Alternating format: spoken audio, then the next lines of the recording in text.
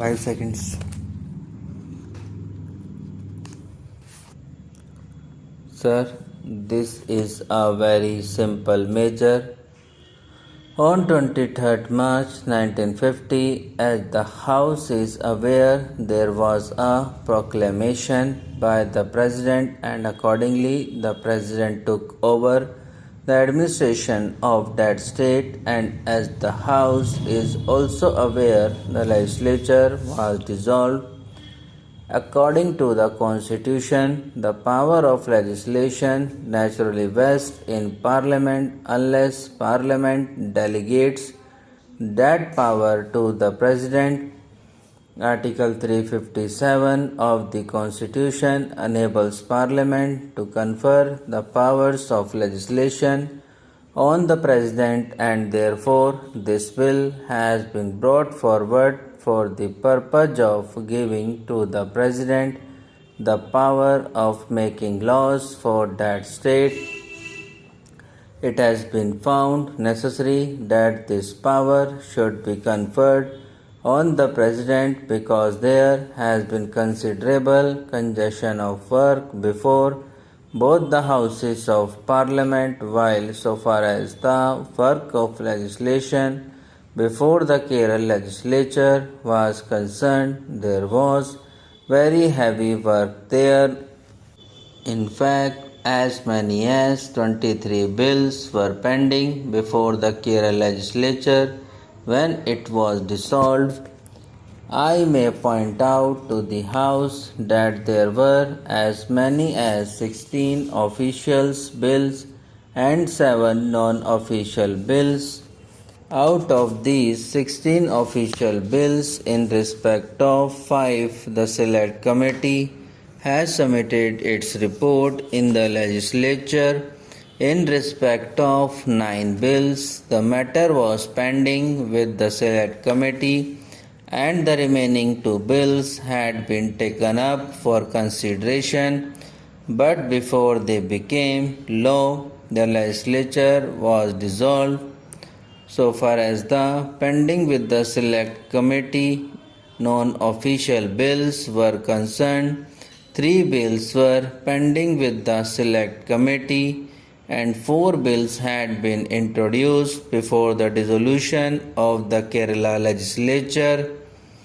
Out of these bills, there are certain which have to be immediately legislated because they are of considerable importance.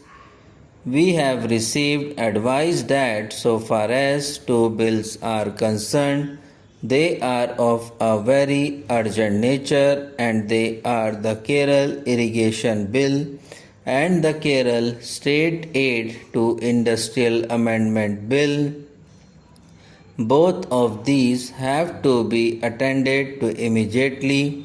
There are also 4 land reforms bills, and the Government of India will have to consider to that extent the provisions of these bills have to be taken up.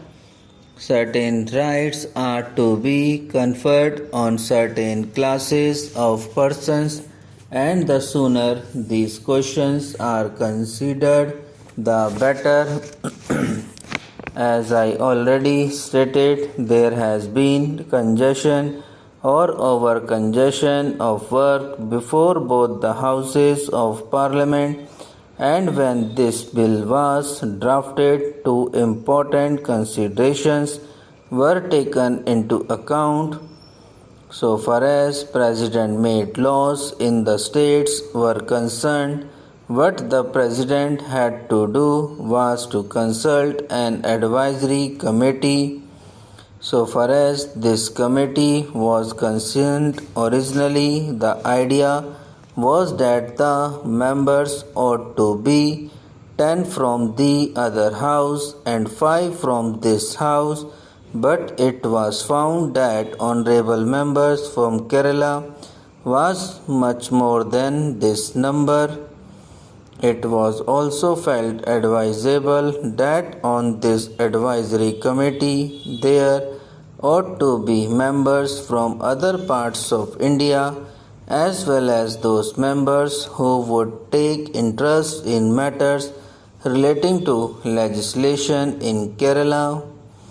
Therefore, the government accepted an honorable member's view in the other house and the strength has been increased from 10 to 14 so far as the other house is concerned and from 5 to 7 so far as this house is concerned. The total number of members from Kerala in both the houses is 12 plus 6. It is possible, therefore, to appoint some other members also, and the power has been given to the Speaker in the other house and to the chairman in this house. Therefore, you will find that we shall have an advisory committee of 21 honorable members of both houses of parliament who will be ordinarily consulted except when the matter is of a very urgent nature, calling upon the President to make a law absolutely immediately. So, barring such instances, which may not be many, ordinarily you will find that the President will consult the advisory committee before he undertakes the work of making laws for the state. This is one safeguard according to which the wishes of the honorable members on this committee will be taken into account. Secondly, there is another safeguard that has been introduced.